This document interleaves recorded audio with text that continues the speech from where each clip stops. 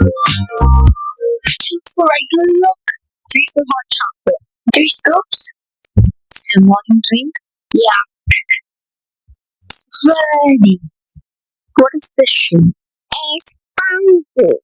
It's a bangle, but what is the shape called? It's circle. Circle. Yes, you're right.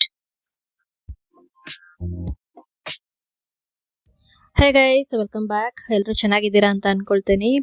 ಮಕ್ಕಳಿಗೆಲ್ಲ ಯುಎಸ್ಅಲ್ಲಿ spring break ಕೊಟ್ಟಿದ್ದಾರೆ. 10 ದಿನ ರಜಾ ಇದೆ. ಇದನ್ನ ನೆನೆಸ್ಕೊಂಡ್ರೆ ನನಗೆ ಟೆನ್ಷನ್ ಆಗುತ್ತೆ, ಭಯನೂ ಆಗ್ತಾ ಇದೆ.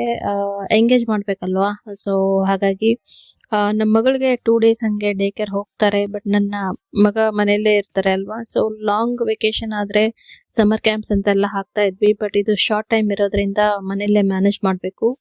ಸೊ 1 or 2 ಡೇಸ್ ಎಲ್ಲಾದ್ರೂ ಕರ್ಕೊಂಡು ಹೋಗ್ಬೋದು, ಬಟ್ ಆದ್ರೂ ಕೂಡ ಹೋಲ್ ಡೇ ಮನೆಯಲ್ಲೇನೆ ಇವ್ರನ್ನ ಮ್ಯಾನೇಜ್ ಮಾಡೋದು ಹೇಗೆಲ್ಲ ಇರುತ್ತೆ ಅಂತ ನೋಡೋಣ. ಸೊ ಇವಾಗ ಏನಿದೆ ಶಾರ್ಟ್ ವೆಕೇಶನ್ ಅಂತ ಏನ್ ಹೇಳಿದ್ನಲ್ಲ, ಮಕ್ಳಿಗೆ ಗೊತ್ತಾಗಲ್ಲ. ಸೊ ಒಂದು ರೂಟೀನ್ ಸೆಟ್ ಆಗಿರುತ್ತೆ ಅವ್ರಿಗೆ. ಬೆಳಗ್ಗೆ ಬೇಗ ಎದ್ದೇಳ್ತಿರ್ತಾರೆ ಸ್ಕೂಲ್ಗೆ ಅಂತ ಹೇಳ್ಬಿಟ್ಟು. ಚಿಕ್ಕ ಮಕ್ಳಾದ್ರೆ ಪ್ರೀ ಸ್ಕೂಲ್ ಡೇ ಕೇರ್ ಅಂತ ಹೋಗ್ತಾ ಇರ್ತಾರೆ. ಆಸ್ ಯೂಶುವಲ್ 7-7:30 ಹಂಗೆ ಎದ್ದೇಳ್ತಾರೆ. ಈಗ 10 ದಿನ ಅಷ್ಟೇ ಸ್ಕೂಲ್ ಇರಲ್ಲ, ಬಟ್ ಅವ್ರಿಗೇನಂದ್ರೆ ಫುಲ್ ಡೇ ಮಜಾ ಮಾಡ್ಬೋದು ಅಂತಿರುತ್ತೆ. ಬಟ್ ರೆಗ್ಯುಲರ್ ಆಗಿ ಅವ್ರಿಗೇನ್ ಟೈಮ್ ಸೆಟ್ ಆಗಿರುತ್ತಲ್ವಾ, ಅದೇ ತರಾನ ಬೆಳಗ್ಗೆ ಬೇಗ ಎದ್ಬಿಡ್ತಾರೆ. ಅದು ಒಂಥರ ಒಳ್ಳೇದೇ ಆಕ್ಚುಲಿ. ನಾವು ಮತ್ತೆ ಅವ್ರಿಗೆ ಅದನ್ನ ಅಭ್ಯಾಸ ಮಾಡ್ಸೋದಿರೋದಿಲ್ಲ, ಬೇಗ ಎದ್ದೇಳೋದು. ಲಾಂಗ್ ವೆಕೇಶನ್ ಏನ್ ಬರುತ್ತಲ್ವಾ, ಸಮ್ಮರ್ ವೆಕೇಶನ್, ಅವಾಗ ಸ್ವಲ್ಪ ಕಷ್ಟ ಆಗುತ್ತೆ. ಬಿಕಾಸ್ ಅವಾಗೆಲ್ಲ ಸ್ವಲ್ಪ ಲೇಟ್ ಆಗಿ ಎದ್ದೇಳೋದು, ಲೇಟ್ ಆಗಿ ಮಲ್ಗೋದು ಎಲ್ಲ ಮಾಡ್ತಾ ಇರ್ತಾರೆ. ಸೊ ಆಸ್ ಯೂಶುವಲ್ ಬೇಗ ಎದ್ದಿದ್ರು. ಸೊ ನೋಡೋಣ ಇವಾಗ ಎಲ್ಲ ಹೇಗೆ ಹೋಗುತ್ತೆ ನಮ್ದು ಸ್ಪ್ರಿಂಗ್ ಬ್ರೇಕ್ ಅಂತ ಅನ್ನೋದು. ಬ್ರಷ್ ಮಾಡಿಸೋದು ನಾನು ಮುಂಚೆ ನನ್ನ ಮಗನಿಗೆ ಹೇಳ್ಕೊಡುವಾಗ ಒಂದು 2 ಮಿನಿಟ್ಸ್ ಟೈಮರ್ ಇಟ್ಟು ರೈಮ್ಸ್ ಎಲ್ಲ ಹೇಳ್ಕೊಂಡು ಮಾಡಿಸ್ತಿದ್ದೆ. ಬಟ್ ನನ್ನ ಮಗಳ ಕೇಸಲ್ಲಿ ಸ್ವಲ್ಪ ಈಸಿ ಅಂತ ಹೇಳ್ಬೋದು. Because she has A sibling, ಮತ್ತೆ ನಾವು ಅವಳದು ಸ್ವಲ್ಪ ಮ್ಯಾನೇಜ್ ಮಾಡೋದು ಈಸಿ ಆಗುತ್ತೆ. ಸೊ ಹಾಗಾಗಿ ಬ್ರಷ್ ಎಲ್ಲ ಮಾಡಿಕೊಂಡು ಮಾರ್ನಿಂಗ್ ಡ್ರಿಂಕ್ ಅಂತ ಸ್ವಲ್ಪ ಪೀಡಿಯೇಷರ್ ಅಂತ ಕೊಡ್ತಾ ಇದ್ದೆ ನಾನು. ಅದರಲ್ಲಿ ಸ್ವಲ್ಪ ಎಕ್ಸ್ಟ್ರಾ ಪ್ರೋಟೀನ್ ಎಲ್ಲ ಇರುತ್ತೆ, ಡಾಕ್ಟರ್ ಸಜೆಸ್ಟ್ ಮಾಡಿದ್ರು. ಬಟ್ ಇವತ್ತೇನೋ ಅವರೇ ಚಾಕ್ಲೇಟ್ ಪೌಡರ್ ಅಂತ ಅಥವಾ ಸ್ಟ್ರಾಬೆರಿ ಪೌಡರ್ ಅಂತೆಲ್ಲ ಇದೆ, ಅದನ್ನ ಆರ್ಗಾನಿಕ್ ಹೋಲ್ ಮಿಲ್ಕ್ ಅಲ್ಲಿ ಮಿಕ್ಸ್ ಮಾಡ್ಕೊಂಡು ತಾವೇ ಪ್ರಿಪೇರ್ ಮಾಡ್ಕೋತಾ ಇದ್ದಾರೆ. ನಾನು ಹಂಗೆ ಬಿಟ್ಟೆ, ನೋಡೋಣ ಸುಮ್ಮನೆ ಫ್ರೀ ಆಗಿ ಮಾಡ್ಕೊಳ್ಳಿ, ಹೆಂಗಿದ್ರು ಸ್ಕೂಲ್ ಹೋಗೋದಿರೋದಿಲ್ಲ ಅಂತ ಹೇಳ್ಬಿಟ್ಟು. ಮಕ್ಕಳು ಹೇಗೆ ಅಂತಂದ್ರೆ ಹಾಲು ಕುಡಿದ್ಬಿಟ್ರೆ ಟಮಿ ಫುಲ್ ಆಗ್ಬಿಡುತ್ತಲ್ವಾ, ಸೊ ಸಾಲಿಡ್ಸ್ ತಿನ್ನೋದಕ್ಕೆ ಪೋಸ್ಟ್ಪೋನ್ ಮಾಡ್ತಾ ಇರ್ತಾರೆ. ಆಕ್ಚುಲಿ ಹೀಗೆ ಮಾಡಬಾರ್ದು. ಫಸ್ಟ್ನೇ ಸಾಲಿಡ್ಸ್ ಕೊಟ್ಟು ಅದಾದ್ಮೇಲೆ ಹಾಲು ಕೊಟ್ರೆ ಬೆಟರ್ ಆಗಿರುತ್ತೆ. ಬಟ್ ನನಗೂ ಸ್ವಲ್ಪ ಫ್ರೀ ಆಗಿ ಡೇನ ಸ್ಟಾರ್ಟ್ ಮಾಡೋಣ ಅಂತ ಹೇಳಿ ಸುಮ್ಮನೆ ಬಿಡ್ತಾ ಇದ್ದೀನಿ, ಅವ್ರು ಏನಾದ್ರು ಮಾಡ್ಲಿ ಅಂತ ಇವತ್ತು. ಸೊ ಇದು ಆದ್ರೂ ಹಂಗೆ ನಾವೇನಾದ್ರೂ ರೊಟೀನ್ ಬಿಟ್ಟು ಮಾಡ್ತಾ ಇದ್ರು ಕೂಡ 1 or 2 ಡೇಸ್ ಹಂಗೆ ಓಕೆ ಇರುತ್ತೆ. ಅದಾದ್ಮೇಲೆ ಮಾಮಿಗಳು ಮತ್ತೆ ಸ್ಟ್ರಿಕ್ಟ್ ಆಗಿ ಅವ್ರದ್ದೇನ್ ರೊಟೀನ್ ಇರುತ್ತೆ ಅದನ್ನೇ ಫಾಲೋ ಮಾಡ್ತಾ ಇರ್ತಾರೆ. ಸೊ ಡಾಕ್ಟರ್ಸ್ ಕೂಡ ಅದನ್ನೇ ಸಜೆಸ್ಟ್ ಮಾಡ್ತಾರೆ, ಮಕ್ಕಳಿಗೆ ಫಸ್ಟ್ ಸಾಲಿಡ್ಸ್ ಕೊಡಿ, ಅದಾದ್ಮೇಲೆ ಹಾಲು ಕೊಡಿ ಅಂತ. It's kite. Yeah, kite. It's a diamond shape. It's that diamond shape. Yeah. What is the shape? It's bangle. It's a bangle, but what is the shape called? It's circle. Circle. Yes, you're right. It's that triangle. Now, this is not triangle. Not triangle. Look at the shape. Shape. This is square. It is square. Yeah. Wow, look at the sandwich. Sandwich. Oh, it's sandwich. Yeah. I still not making my sandwich. What is the shape called? It's a triangle. Triangle. Yeah. You want to eat sandwich? Yeah. Look at the bread and the lettuce. Lettuce and bread. What's the shape? It's a heart. It's a heart.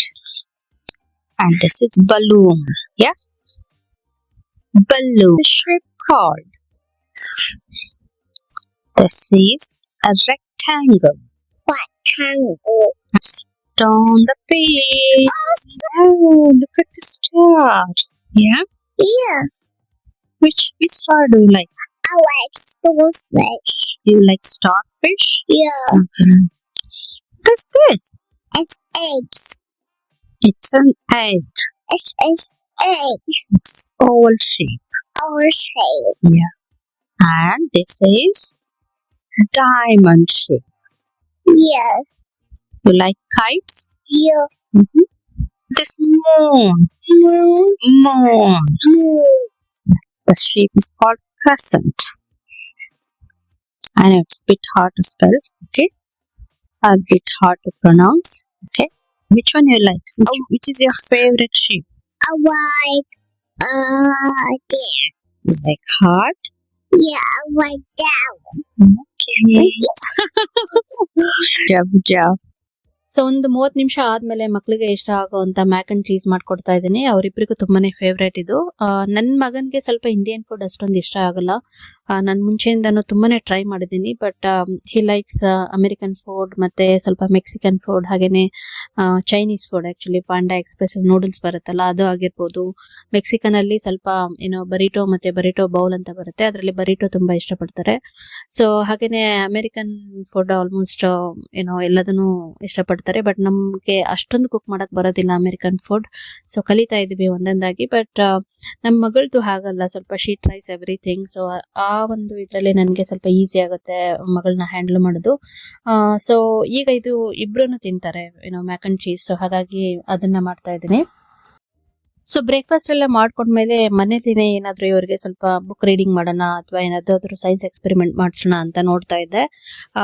ಒಂದು ಸಣ್ಣದ science experiment book ಇದೆ actually. ಅಂದ್ರೆ ಒಂದು 2-3 instructions ಅಷ್ಟೇ ಇರುತ್ತೆ, ಚಿಕ್ಕ ಮಕ್ಳು ಮಾಡೋ ಅಂತದ್ದು. ಅದನ್ನ ಮುಂಚೆ ಎಲ್ಲ ಬೇರೆ ಬೇರೆದ್ ಮಾಡಿದ್ವಿ, ಬಟ್ ಇವತ್ ನಮ್ಮ ಮಗ ಯಾವ್ದೋ ಒಂದು ಪಿಕ್ ಮಾಡಿದ್ರು. ಸೊ ಮಾಡೋಣ ಅಂತ ಅನ್ಕೊಂಡ್ ಮಾಡ್ತಾ ಇದ್ರೆ ಅದು ಆಕ್ಚುಲಿ ಫ್ಲಾಪ್ ಆಗ್ಬಿಡ್ತು. ಎಗ್ ತಗೊಂಡು ನೀರಲ್ಲಿ ಏನೋ ಸ್ವಲ್ಪ ಬೇಕಿಂಗ್ ಪೌಡರ್ ಮತ್ತೆ ಸ್ವಲ್ಪ ಸಾಲ್ಟ್, ಶುಗರ್ ಏನೋ ಹಾಕಿ ಮಾಡ್ಬೇಕಿತ್ತು. ಅದು ಮೆಜರ್ಮೆಂಟ್ ಏನೋ ಸ್ವಲ್ಪ ಹೆಚ್ಚು ಕಮ್ಮಿ ಆಯ್ತು ಅಂತ ಅನ್ಸುತ್ತೆ, ಅದು ಬರ್ಲಿಲ್ಲ. He got upset actually. So ನಾನು ಫುಲ್ ಇನ್ಸ್ಟ್ರಕ್ಷನ್ ಎಲ್ಲ ನೀಟಾಗಿ ಓದಿರ್ಲಿಲ್ಲ, ಬಿಕಾಸ್ ನನಗೆ I wanted him to read and understand all the instructions. So ಹಾಗಾಗಿ ನಾನು ಅಷ್ಟೊಂದು ಇನ್ವಾಲ್ವ್ ಆಗ್ಲಿಲ್ಲ. ಸೊ ಅಪ್ಸೆಟ್ ಆಗಿದ್ದಕ್ಕೆ ಸರಿ ಅಂತ ಹೇಳ್ಬಿಟ್ಟು ಬ್ರೇಕ್ಫಾಸ್ಟ್ ಮಾಡಿದ್ರಲ್ಲ, ಸ್ವಲ್ಪ ಸೈಕ್ಲಿಂಗ್ ಹೋಗೋಣ, ವೆದರ್ ಚೆನ್ನಾಗಿದೆ ಅಂತ ಹೇಳಿ ಇಬ್ಬರನ್ನು ಕರ್ಕೊಂಡು ಹೋಗ್ತಾ ಇದ್ದೀನಿ. ಸೊ ಸೈಕ್ಲಿಂಗ್ ಮಕ್ಳಿಗೆಲ್ಲ ತುಂಬಾನೇ ಇಷ್ಟ ಬಿಡಿ. ಸೊ ಅದರಲ್ಲಿ ನನ್ನ ಮಗನಿಗೆ ಇನ್ನೂ ಸ್ವಲ್ಪ ಜಾಸ್ತಿ ಅಂತ ಹೇಳ್ಬೋದು. ಬಿಕಾಸ್ ಈಗ 11 ವರ್ಷ ಆಗ್ತಾ ಇದೆ. ಬಟ್ ಅವನ್ಗೇನು ಅಂತಂದ್ರೆ ಒಬ್ನೇ ನೈಬರ್ಹುಡ್ ಅಲ್ಲಿ ರೈಡ್ ಮಾಡ್ಕೊಂಡು ಬರ್ತೀನಿ ಅಂತ ಹೇಳ್ತಾರೆ. ಬಟ್ ನನಗಷ್ಟು ಕಾನ್ಫಿಡೆನ್ಸ್ ಇಲ್ಲ ಇನ್ನು. ಬಿಕಾಸ್ ಸಡನ್ ಆಗಿ ಕಾರ್ ಡ್ರೈವ್ ಮಾಡ್ತಾ ಇರ್ತಾರೆ. ರೆಸಿಡೆನ್ಷಿಯಲ್ ಕಮ್ಯುನಿಟಿ ಅಂದ್ರೆ ಕೂಡ ಕೆಲವೊಂದ್ ಕಡೆ ಎಲ್ಲ 15 to 20 miles per hour ಹಂಗೆ ಡ್ರೈವ್ ಮಾಡಬೇಕು. ಬಟ್ ಸ್ವಲ್ಪ ಟೀನೇಜ್ ಕಿಡ್ಸ್, ಸ್ವಲ್ಪ ಯಂಗ್ ಕಿಡ್ಸ್ ಎಲ್ಲ ತುಂಬಾ ರ್ಯಾಶ್ ಆಗಿ ಡ್ರೈವ್ ಮಾಡ್ತಾರೆ, ತುಂಬಾ ಫಾಸ್ಟ್ ಆಗಿ ಬಂದ್ಬಿಡ್ತಾರೆ. ಹಾಗಾಗಿ ನಂಗೆ ಸ್ವಲ್ಪ ಜಾಸ್ತಿ ಭಯ ಆಗುತ್ತೆ. ಸೊ ಯಾರಾದ್ರೂ ಪೇರೆಂಟ್ ಇದ್ದಾಗ ಅದು ಚೆನ್ನಾಗ್ ಅನ್ಸುತ್ತೆ. ಇಲ್ಲ ಅಂತಂದ್ರೆ ಇಲ್ಲಿ ಮಿಡಲ್ ಸ್ಕೂಲ್, ಹೈಸ್ಕೂಲ್ ಅಲ್ಲೆಲ್ಲ ಸ್ವಲ್ಪ ಪ್ಲೇ ಗ್ರೌಂಡ್ ಎಲ್ಲ ತುಂಬಾ ಚೆನ್ನಾಗಿರುತ್ತೆ. ಸೊ ಅಲ್ಲಿ ಹೋಗಿ ಆಟ ಆಡ್ಬೋದು. ಬಟ್ ಪೇರೆಂಟ್ಸ್ ಇದ್ರೆ ತುಂಬಾ ಚೆನ್ನಾಗಿರತ್ತಲ್ವಾ, ಹಾಗಾಗಿ ನನ್ ಕಣ್ಮುಂದೆನೆ ಆಡ್ಬೇಕು ಅವರು ಯಾವಾಗ್ಲೂ. ಸೊ ಆತರ ನೋಡ್ಕೋತಾ ಇರ್ತೀನಿ. ಸೊ ಒಂದು 15-20 minutes ಹಂಗ ಆಟ ಆಡಿದ್ರು. ಬಿಕಾಸ್ ನಂದು ಮಗಳದು ನೆಕ್ಸ್ಟ್ ಅಪಾಯಿಂಟ್ಮೆಂಟ್ ಇತ್ತು, ಅದಕ್ಕೆ ಹೋಗ್ಬೇಕಿತ್ತು. ನಾನು ಟೈಮ್ ಆಗ್ತಾ ಇತ್ತು, 3 years ಫಾಲೋ ಅಪ್ ಇತ್ತು. ಸೊ ಅದಕ್ಕೆ ಸ್ವಲ್ಪ ಹೊತ್ತು ಆಟ ಆಡಿಸ್ಕೊಟ್ಟು ಮನೆಗೆ ಒಳಗೆ ಕರ್ಕೊಂಡ್ ಬಂದೆ. ಇವತ್ತು ನಾನು ಹೋಗ್ತಾ ಇರೋದು ವೆಲ್ನೆಸ್ ಚೆಕಪ್ ಅಂತ.